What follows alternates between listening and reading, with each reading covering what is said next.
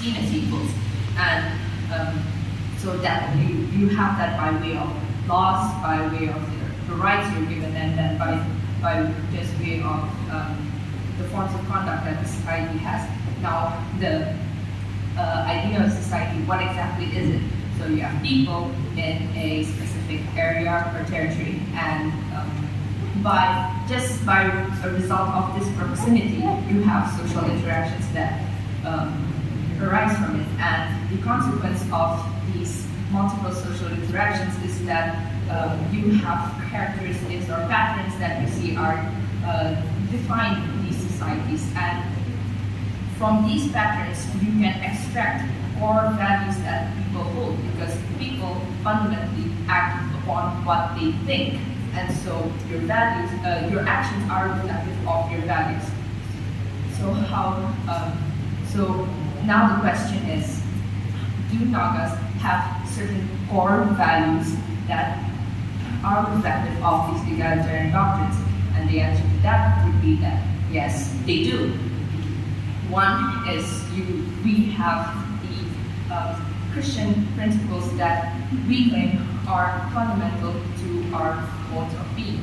And when you read the Christian doctrines, you find that there is this idea that's repeated over and over again, and that is that everyone, regardless of who they are or where they're from, they are all equal in the eyes of the Lord.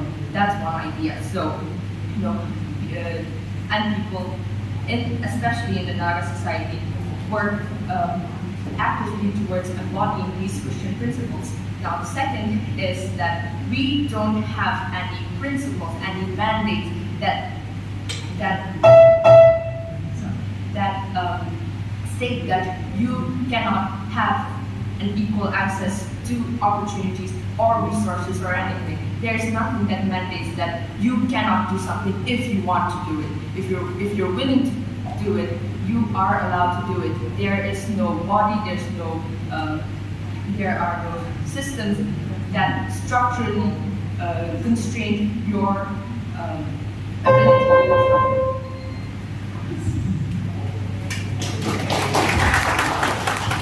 Participant number 2.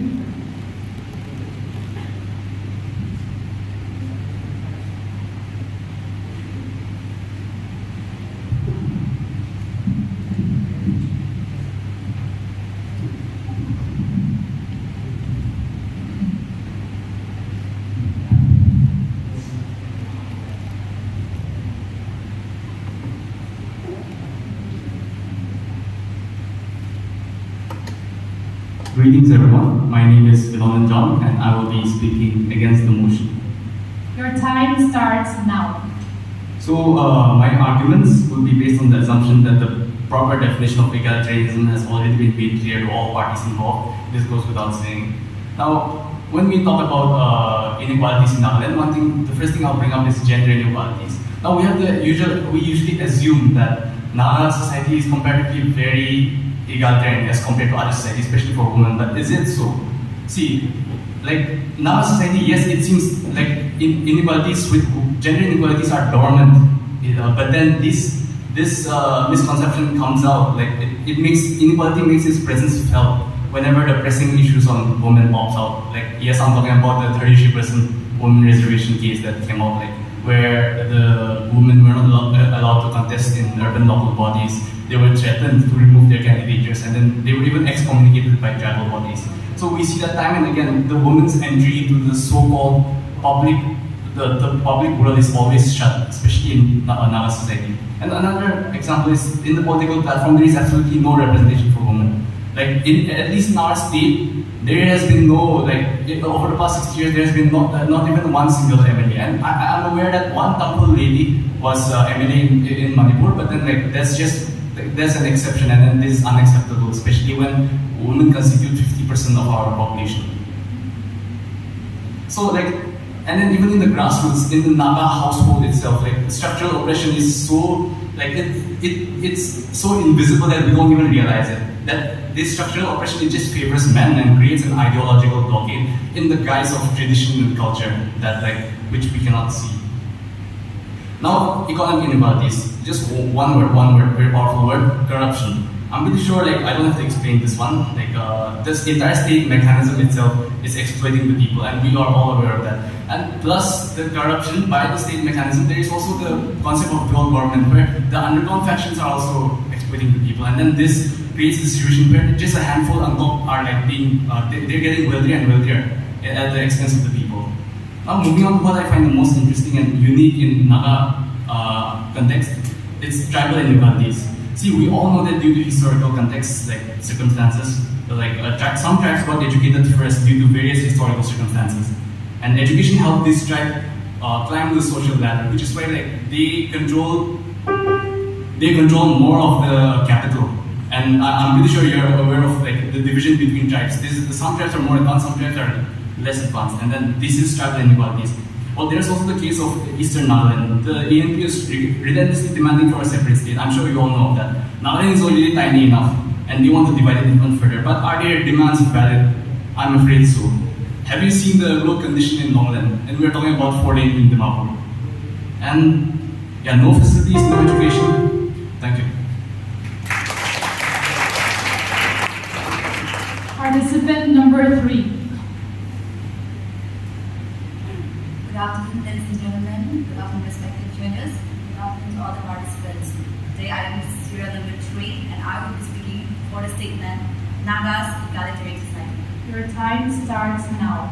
Naga society is in the heart of bringing positive changes in the world. This is because Naga society is the egalitarian society. And so, in my first point, to be precise, we practice equality as tradition. In my second point, we do not have any rigid hierarchy, no class distinction. And our society accorded justice. And our society enjoy a certain degree of freedom. And people in our society were comfortably able to interact up and down the social ladders.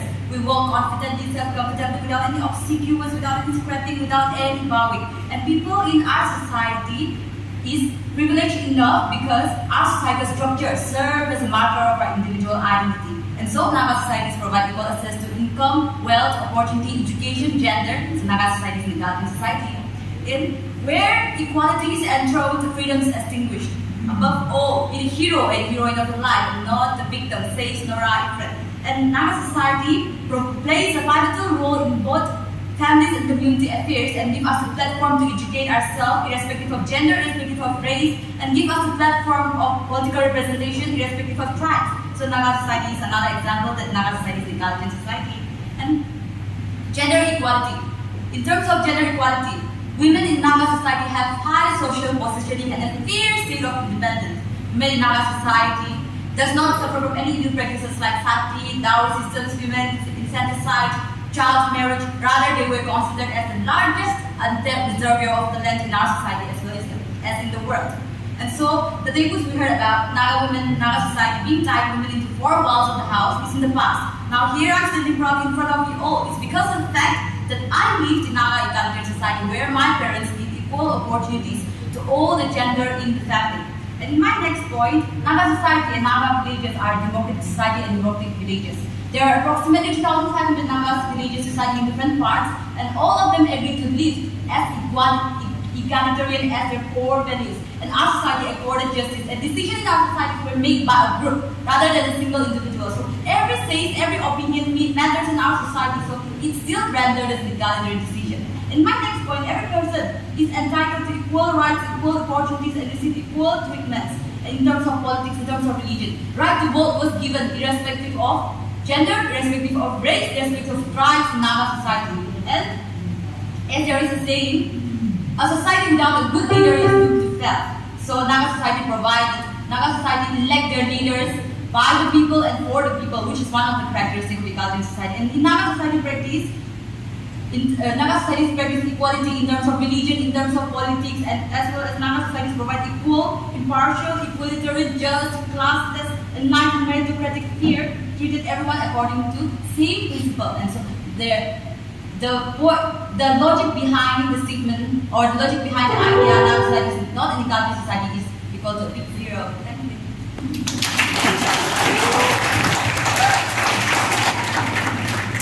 Participant number 4. My warmest regards to everyone present here, respected dignitaries, panel of judges, my fellow opponents. I am Kivika Yato, participant number 4, and I will be presenting my arguments on why I believe that the Naga society is not an egalitarian society. Your time starts now. So by definition, an egalitarian society provides 3 things to all of its citizens who have equal treatment, equal rights, and equal access to opportunities. So another key feature of an egalitarian society that none of them have mentioned is the classless society. An egalitarian society is a classless society. So let's take a look at these 3 points in the context of the Naga society. Andrea Skolche wrote a book titled Social Inequalities and Class Formation in Nagaland, where she said that the reason the tribal villages of Nagaland are considered egalitarian is because of their absence of caste hierarchies. Yes, caste hierarchies don't exist in Nagaland, but is caste hierarchy the only measure of an egalitarian society? No, because historians have proven now and again the 3 structures that were always present. We have the elitism of age, we have gender barriers, plus we have the clan hierarchical structures. These 3 structures have always been present that have birthed and nurtured social inequality for so long. Let's talk about the gender barrier. We have gone through so many changes as a society, yet the traditionally assigned roles and responsibilities of the women remain the same. What disadvantages us the most is in inheritance of property and the denial of entry in the village council. The only administrative office in the village council and women are denied entry in it.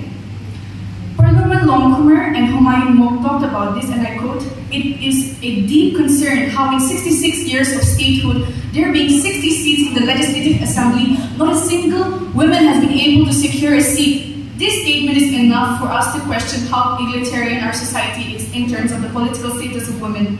Next, we talk about the economic inequality. Another major marker of an egalitarian society is economic inequality.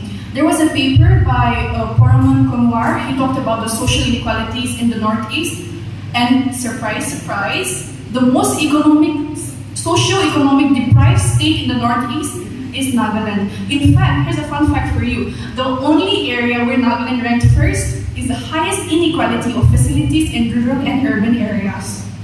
Now let's talk about the classless society. Class system is slowly but surely growing in the Naga society. Why? Because now the accumulation of wealth, accumulation of a higher status, higher power has become more important than our core values of sharing that supposed wealth.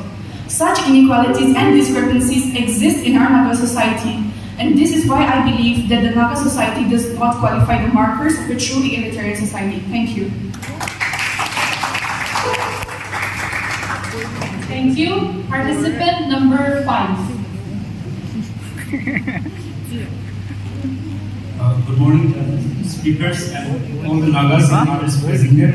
I'll be proposing on Nagas and egalitarian society. Your time starts now. No society is egalitarian in true nature. If you look at any society, in book it may be egalitarian, but in practice it is not. And so we have to speak about relative egalitarianism. How about Nagas compared to others in India or others in the world? So let us talk about democracy. Democracy existed in Nagas, within Nagas, before Western idea of democracy existed. We had councils of elders who were representatives from clans, and this clan were represented by merits, on the basis of merit, not on the basis of family, not on the basis of inheritance. There are some instances among few Naga tribes where such inheritance existed, but on a general, the council of elders represented the village. And other thing to note is the idea of community. We had the idea of community cohesion, everyone working together as one. And this can be seen at present day through a village development board that was set up in Nagaland. Now, a perfect example is Chizuhi Canal that was constructed by Kiguma village. Water division village becoming water surplus. How wonderful is that? Is that not egalitarian? All tribes, all people, all community coming together and working like we have seen in Armstrong Palmer case where he constructed 100-kilometer road, rightly named as People's Road. And when you talk about environment, we have been living in peaceful coexistence with nature. We take from nature what we need, not to fulfill our greed, like Gandhi said. And we are a living example of this. Nukluk Pom in Longland, he got a Whitley Award for constructing biodiversity peace corridor. So Amur Falcon, they live peacefully there. How wonderful is this? Let us talk more.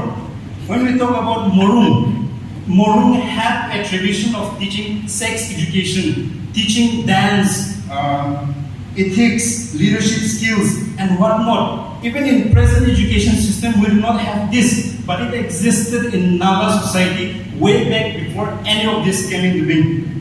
Let us talk about women empowerment, like we have said. Statistics in Nagaland is more clear because everyone is Naga.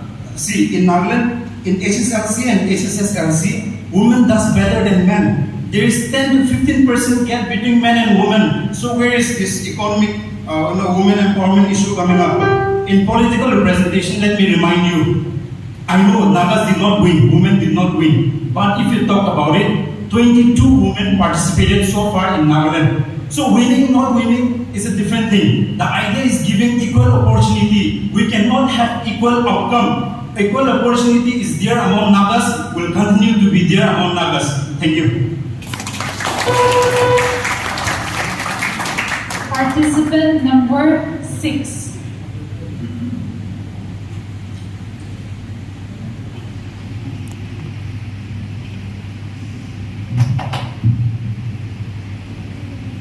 Hello, check. A very good afternoon, respected speaker, my dear opponent, ladies and gentlemen present here. My name is P.T. Wiswa and I represent Purwai Naga unit to speak on the debate topic today, that is against the motion, Nagas in egalitarian society. Before we move on to the topic and debate, let me first please, with the permission of the judges, let me just say what is egalitarian for the people who doesn't know. Egalitarian means a person, a society which believes in equal treatment. Okay, so let's go to the topic now. My time is start now. Yeah, your time. Okay, first of all, let's go. Nagas and egalitarian society has been given here, but it is not an egalitarian society. Why? You know, let me go straight to the point with the things. Let me go straight to the point. That is social life and status. Let's go to the social life. If your father died, who will inherit your name? The male. What about the women? Are they not a part of the society? They are not being treated equally. It is they are being treated unequally. So when people are being treated inequally, it is called elitism. So Naga is never an egalitarian society. Coming to the social status of the women for the gender basis, we know that when a woman commits adultery, she has because of the house with the dress she wears, she has her head and comes out of the society and be fine. But when a man commits adultery and a new wife inside the house, the man is allowed to marry the new wife. Imagine, what is equality? Where is the egalitarian we have today? There is no egalitarian. So Naga is never an egalitarian society. Coming on to the second part, please note the point, that is politics. Coming to the politics, we also know that 66 state of Nagaland and the Nagas inhabited area, there is not even a single MLS. What happened? Because decay has not been issued for the women properly. What happened? We know that women are capable people, know that, but there is no support, there is no equality. When there is no equality, they don't get a chance. So there is not even a single MLS, even now. And again, another association was founded in 1984 to tackle and then demand about the 30% reservation of the sea according to the 240 Treaty of Indian Constitution, but they never get the chance. They have been vehemently rejected. Why? Because there is equality. So we can never say Naga is an egalitarian society. It is never an egalitarian society. No, we can never say Naga is an egalitarian society. And it is never egalitarian society. Coming down to the points again, we can see economic development. When we come to the economic development infrastructure, we have 1,237 villages of Nagas. All of that, 9 villages hasn't got electricity so far now. What happened to the district administration failure due to the neglect and due to the inequality? So this is what. And again, out of 1,237 villages, if all the villages can get the road connectivity, what happened to the equal village in one country? Even though there is no road connection, if you don't believe what the Eastern Mirror in newspaper, and you can take it, and there is no connection. That is what. It is not an egalitarian. They are not being treated equally. And coming to the religion again, when we come to religion again, even religion is about faith, worship, about it's not about rich or poor or anything. Just think, if the rich can be the church, they will escort to the front, and the poor they will sit in the front. And during the jubilee, during the programs, during jubilee, during or everything, seminar, everything, there is in the front VIP seat for all the minister or the pastor in the converts, not for the rich people in the religion. But they are being treated equally because they have money. They are being respected for their money. When they are being respected for their money, people, the poor are being treated inequally. So when they are being treated inequally, we know that Naga is not an egalitarian society. So Naga is never an egalitarian society. And also there are lots of points, but as my time is running off, look into the social status, look into the politics, look into the infrastructure development, and also look into the religion. We know that Naga is treated with inequality, and there are lots of differentiation between sex, gender, caste, and everything. When there is a differentiation between sex, gender, and caste, we know that it is an elitism society. So Naga is not an egalitarian society. Thank you.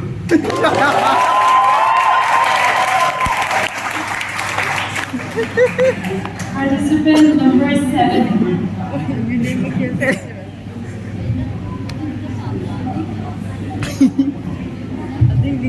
Good afternoon, everyone. Speaker sir, my name is Mark. And yes, today I say go for motion of the house, and that is yes. Nagas is an egalitarian society. Time starts now. To start with, I can say with the fact that an egalitarian society is very rare to find. And not every society stands in it. And in no way I'm demeaning to say that we cannot be an egalitarian society. But since the time we Nagas were formed, and how time changes, and how we have been an egalitarian one. Firstly, let me clear with the concept and analyze the real meaning of the term egalitarian society. It is defined as a society in which people or the members are no longer judged or treated unequal. Where in such a society, people will no longer be judged in terms of prestige or privilege, and no one will suffer the indignity of being put in a position that commands little respect. And now the question arises, Speaker sir, does the Naga society provide equal opportunities with men to women when comparing to the man in an egalitarian society? And it's a big yes. Time changes and the mentality of the people changes. With the patriarchal system that was passed on from generation to generation are now broken into pieces. The participation of women in the society are actively the same as the men. In almost all Naga societies across 2 nations and 4 states, women are praised and respected in public. At home or in society, they organize and prepare the best for everyone. So this very statement justifies the statement that Naga is an egalitarian society. Gone are the days for the women to be confined only in their room. Let's not forget that in the past, patriarchal system prevails everywhere and not only in our Naga society. And they came into force as there was a need for an order in the family and society. With the changing of time, the Naga society as an egalitarian society will probably become the possibility as there are many inspiring and influential women who are taking their parts and playing their role in challenging and reinventing the society and culture. To name a few, Dolly Kikon, a very famous poet that Esther Kire, Paikon Konya, of Udan Mendelsohn Castillo sisters, and the list is never ending. With changing time, the Naga women who were restricted to confine in the room are now doing work which are formerly deemed not for them. We are breaking the boundaries and equal opportunities are created for them. Well, I'm sorry, but we cannot expect changes in a day or a few months, as Rome was not built in a day. With training of centuries and decades, we have seen Naga women excelling in different fields around the world and not just across the Naga societies. Because it can also be seen that the contribution of the Naga women in the household economy has risen over the year. The contribution to fighting alcohol in Nagaland and the indulging in helping the Naga society grant justice for the atrocities created by the one who authorized the public has a huge grip and it speaks volumes. Therefore, we have come a long way as an egalitarian society and we have a way to go. Thus, I raise my case with Tuknali. Participant number 8. Good afternoon, everyone. Respected judges and my friends, and to all everyone who's here. Your time starts now. Okay, the very basic principle of egalitarianism is equality towards other person and also towards other societies. So I'll be speaking on 2 points: egalitarianism within our society and egalitarianism character towards other societies. So within our society, number 1, gender inequality. We try to improve female representation in urban bodies. However, there was big fire and nothing happened. Just some small concessions. That's not what considered. Number 2, economic inequality. So according to this Niti Aayog Self-Development Sustainable Development Goal Report 2022, 75% of the people in Nagaland is living below the national poverty line. 75% out of 20 lakhs. And then opportunity inequality. In egalitarianism, opportunity should be based on meritocracy, based on the merits of people. However, we have how even within Naga tribes, there is reservations within government works, within opportunities. So this violates the very basic principle of egalitarianism and towards other societies. As an since the they said that Naga is an egalitarian society, I would refuse what they said about that, because we have a history of enmity and rivalry between other societies, and there has been communal tensions and communal rivalries have taken place, and especially in the last 2 decades. And second, egalitarianism is universal respect to other societies. But however, we the Nagas consider ourselves as the apex predator at the top. We consider that we are the number one, and we consider ourselves second to none. However, this violates the basic principle of egalitarianism. So, with all these things, we lack in so many characters that are worthy to be called as egalitarian society. So, if we even lack in one, however, we lack in lots. I've mentioned 5 to 6 points, and so therefore, I believe that we are not an egalitarian society.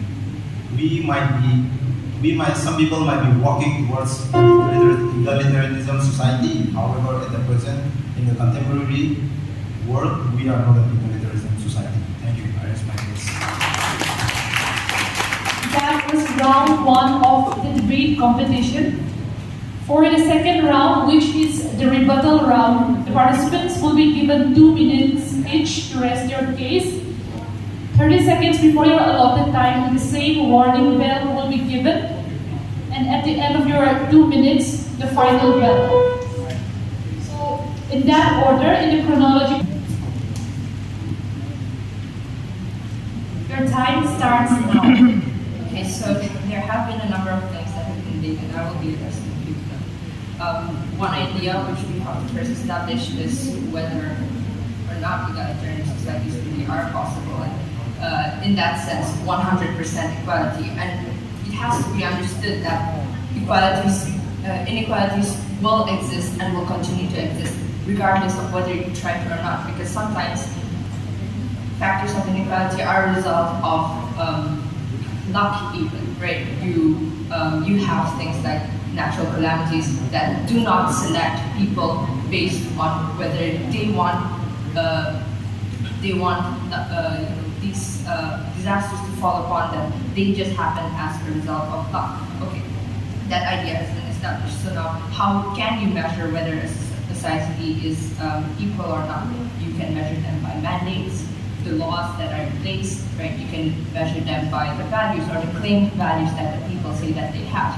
And then the third is whether they put those values that they claim into action. That, because actions are very definitive of whether or not people are or will or do what they say they do.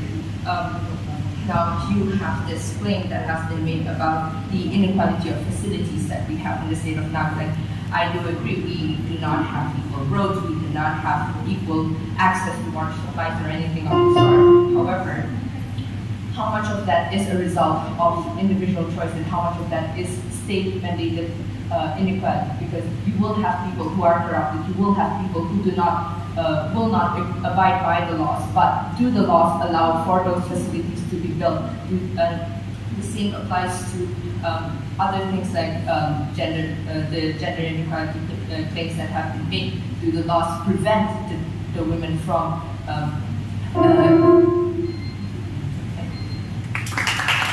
participant number 2.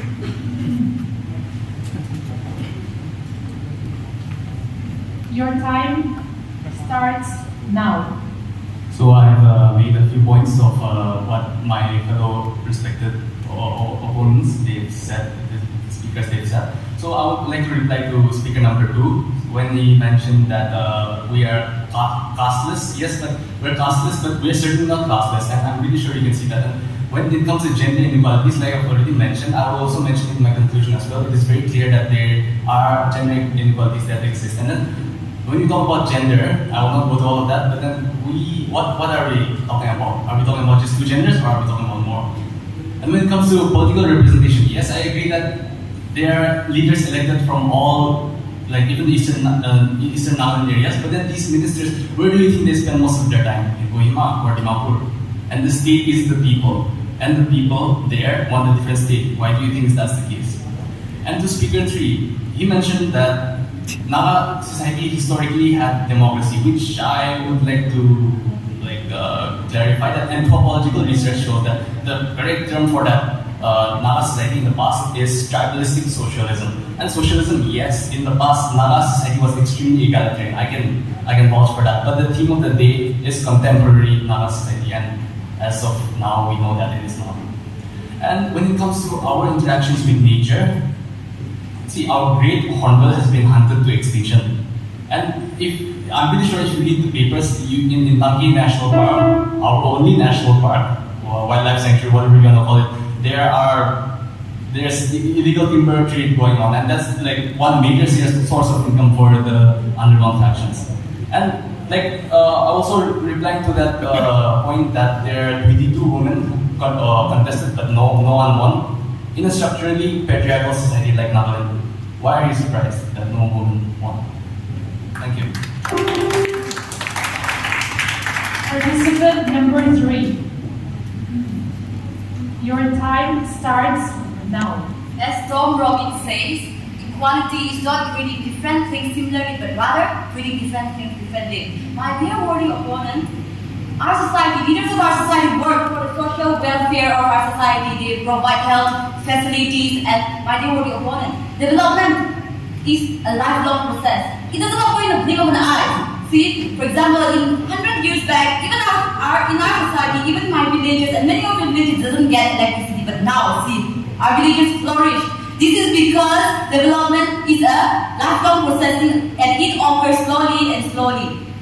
In my second point, in terms of religion, women were not excluded. Women, children, and downtrodden castes, Dalits, we don't have any. Our society doesn't prepare any such things. So women were not excluded from the religious realm. Women were accepted in the church, unlike in Hindu society where Dalits, women, downtrodden, were not allowed to go into the temple to worship. In terms of education, women has excelled in terms of education. There are many women officers and there are many futuristic women who fight for this struggle. And in terms of property inheritance, why do we need to get that property when my father and when my mother raised me well so that I can earn my living? We do not need property. We just need knowledge and wisdom. That's it. And in my second point, Naga society is an ethical and moral society where if any person commits crime or if any persons commit mistakes, justice were served equally and justice was accorded equally. And in my next point, communal tension. What do you mean by communal tension? Communal tension occurs only when there is a dispute between two communities, and no such things occurs in our society. From previous society they occurs, but now we settle in peace. So, for example, NSUD. Thank you. Participant number 4. Hello everyone again. So without singling out everyone, I would just like to share my thoughts on some of the arguments that have been placed here. I only have 4 points to make. First of all, one of the participants mentioned that the reason they were able to be here is because of the supportive environment that they grew up in. I'm very proud, I'm very happy for them. But how can you single out, just because one family or community is supportive does not mean that every single community is supportive and nurtures that values for you.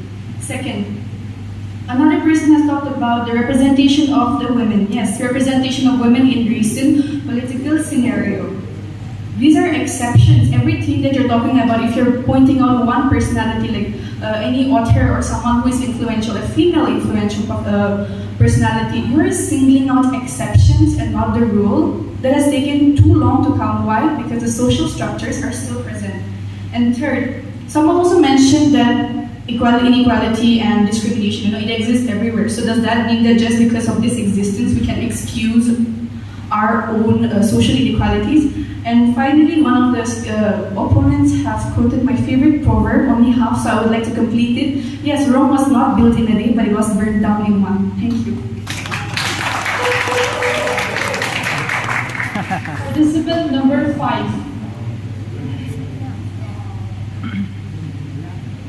Your time starts now. Okay, first of all, let me tell about inequality with women, because that has been the hot debate right now. First of all, USA got independence in 1976. Women's suffrage was given only in 1920. Black women got only in 1965. Nagas were only around 58 years or something after getting the election, after starting the election. Now when you say it's an exception, not a rule, let me remind you that first Naga IFS was Nikki Haradu. I think first cannot be an exception because it shows that at that point of time, there was empowerment for women or for men to do things right from the start as well. And Rano M. Saija, she defeated, let me remind you, Takeshi Sema, like he's one of the most prominent figures, and she defeated him in MP for Lok Sabha, which is a very prominent seat. And let me also talk to you about HDI ranking. Nagaland, we are ranked 20 compared to 30 plus states, and Manipur 16, where Nagas live as well. And when you talk about overall number of cognizable crime, Nagaland we are reducing at a rate of 4.70% every year. So crime is reducing. If there is less crime, it shows there is more equality, because crime and inequality are inverse to one another. And when you talk about resources, let me tell you, every state is resource constrained. You cannot say akar bakar boom boom light sabko de do and everyone gets a light. No, it takes time. It's a process, and we have democratic procedure, so we should be proud of it.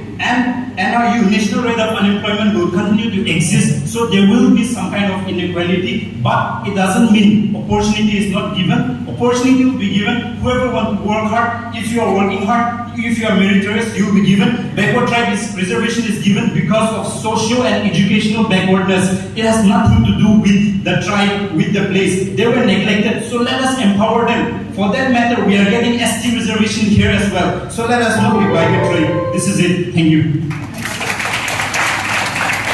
Participant number 6. Your time starts now. Welcome back once again to the reality show, because I'm giving the reality. Okay, coming on, let me reveal some of the points my opponent or some of my opponents said. There is equal treatment to all. What is the equal treatment to all? When the women cannot raise their voice to contest the village council, to oversee the village management. What is the equality? Come on. And going to the number 2, about one opponent about the water is being distributed properly, and they are good of water. There is no shortage of water. Go to Eastern Nagaland, you'll fast, and then you even want to drink even the drainage water.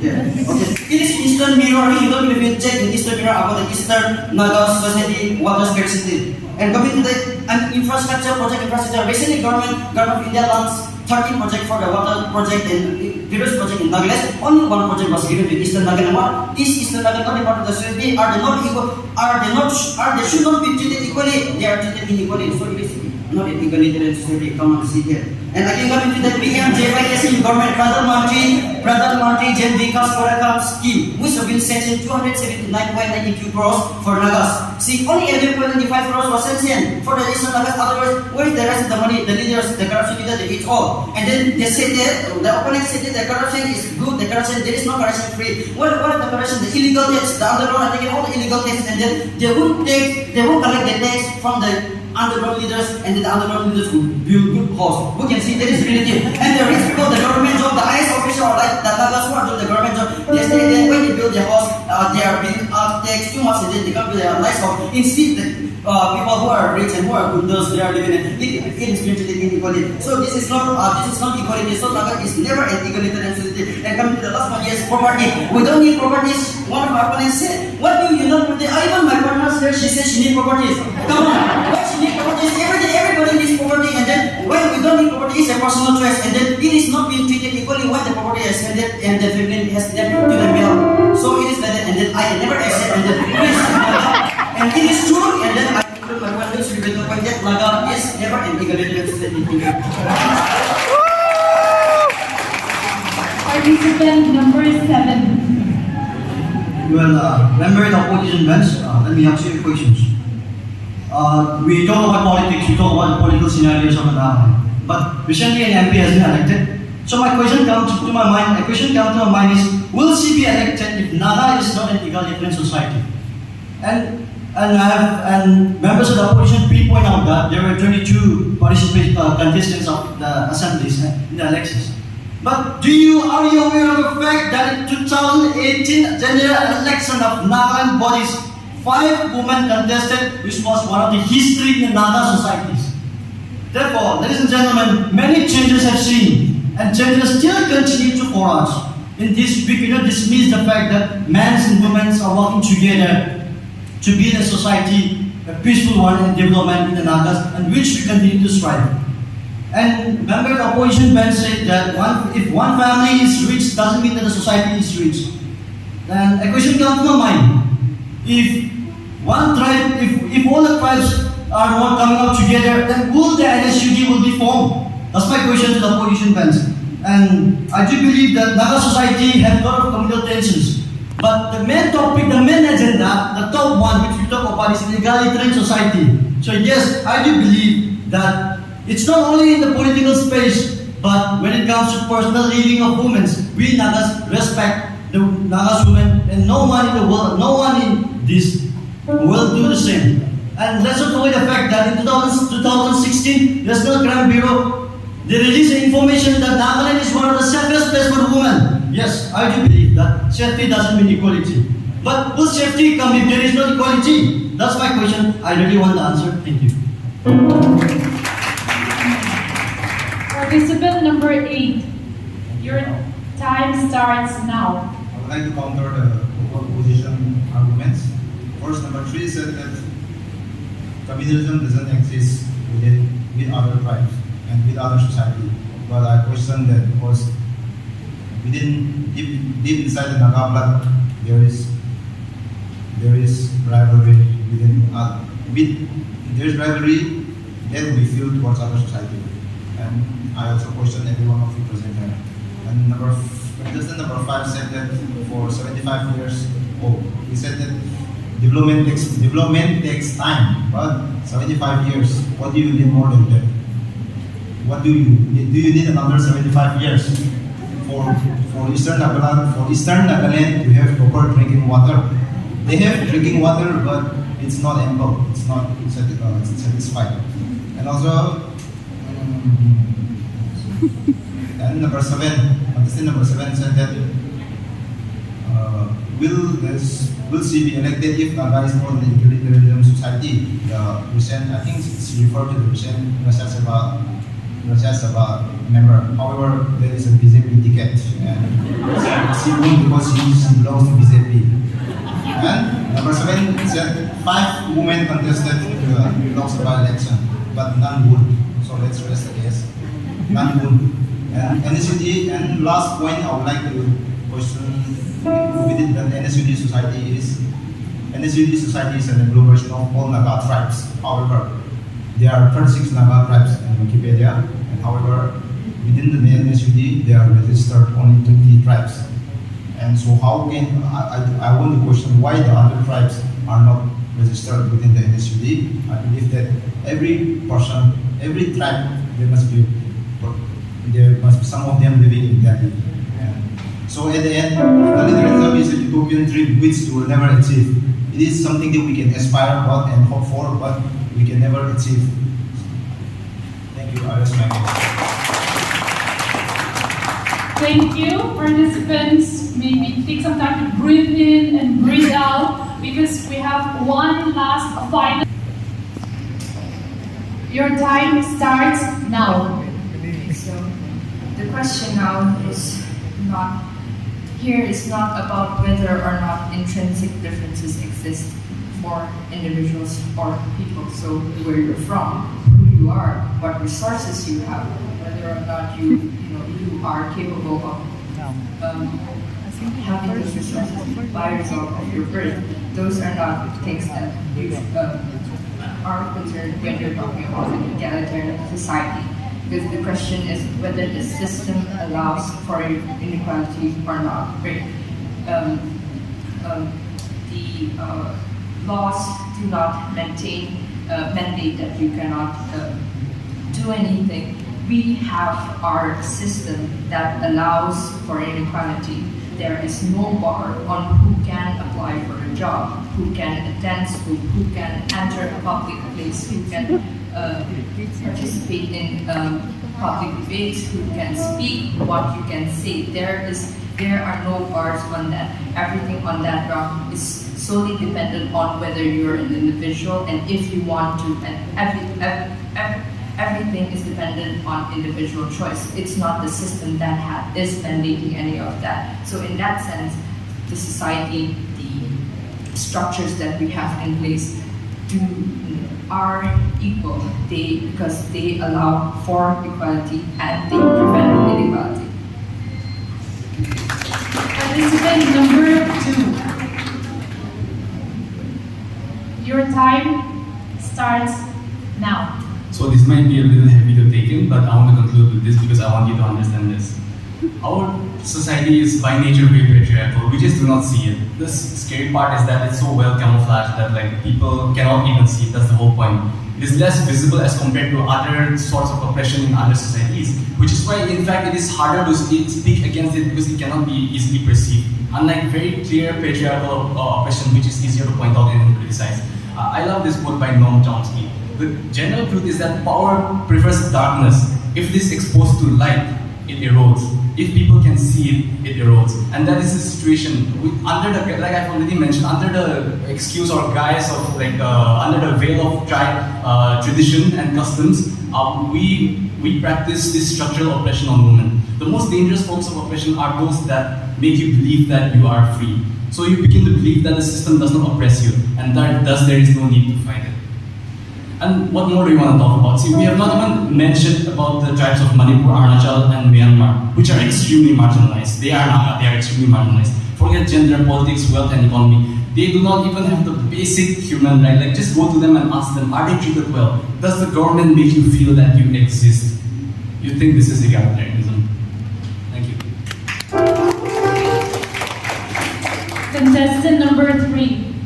Our opponent argued that we are a patriarchal society, so we do not share equality in decision-making power. In our family, see, if our father is the head of the family, mother is the neck of the family. And if the mother is the head of the family, the son is the neck of the family. So we share equality in terms of decision-making. And in NAGA society, we practice achieve status in which our status is not assigned by birth, but our status is assigned by our meritocratic.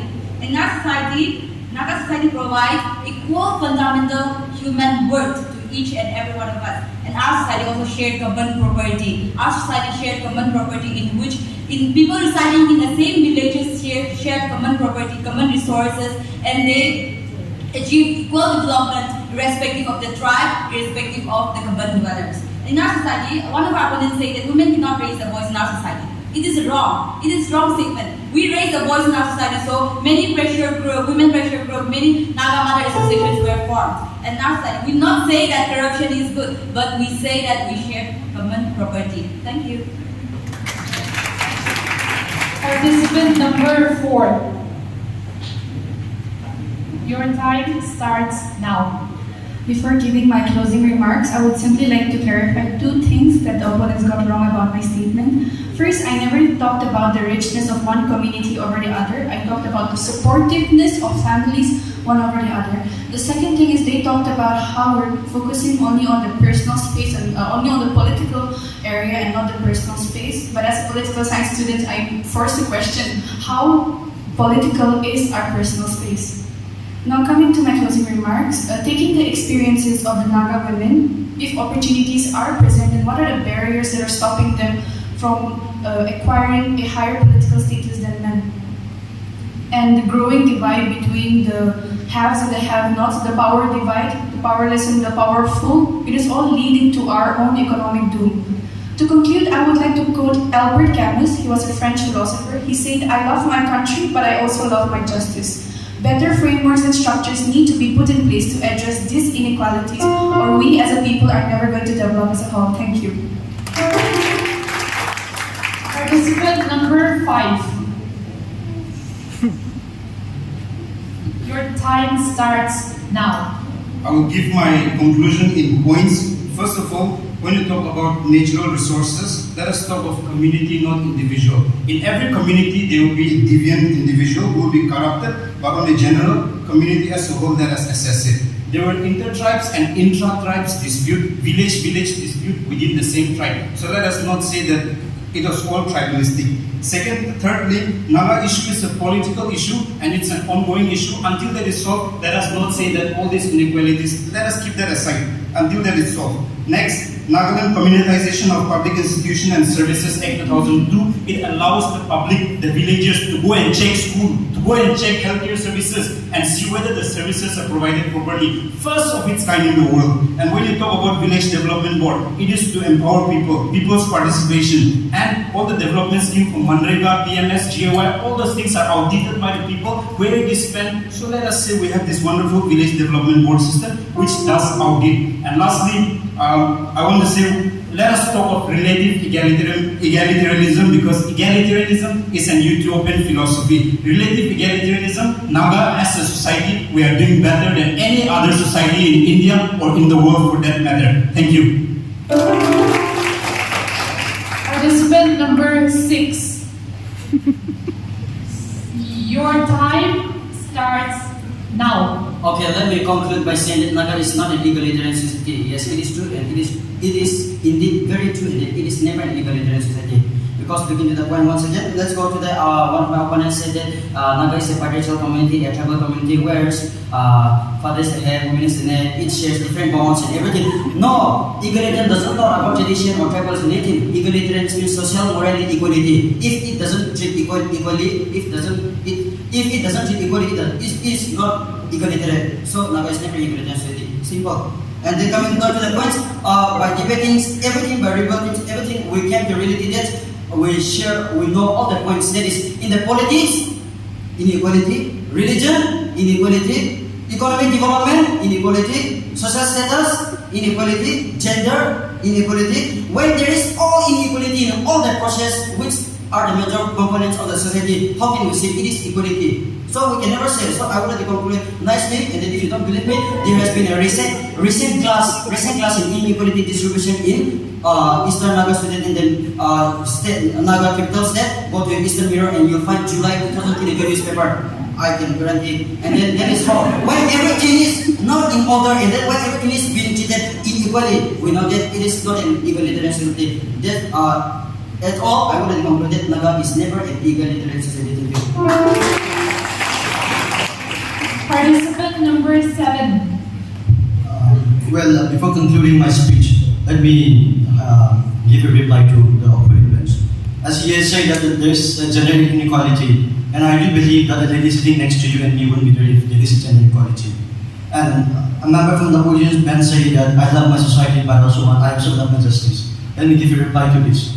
Naga's women society indulging in helping a Naga society grab justice with regard to atrocities committed by the one who authorized the public has a huge grab, and it speaks for you.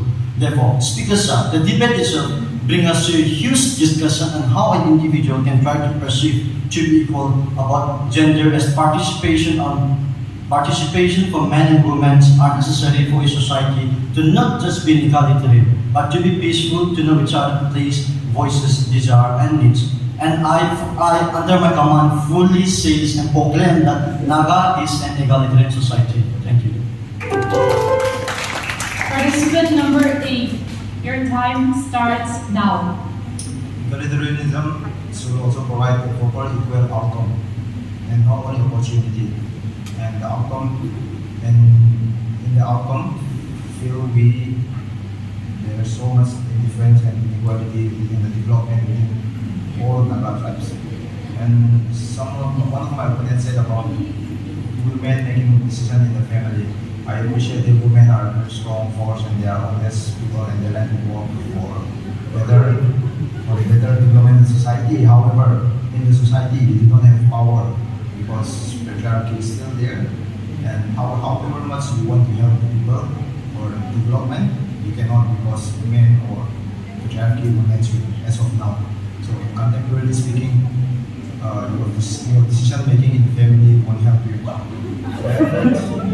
And so one of my opponents also said about intra-tribe conflicts, and that exists. He confirms himself. So I say that we are not an egalitarian society. And I would like to raise my case. Egalitarian doesn't care about social, about culture, about any of these things. It doesn't care about and it promotes women in the decision making. yeah, there's equality. But even our religion, I stand firmly in my motion that NAGA is not an egalitarian society. Thank you.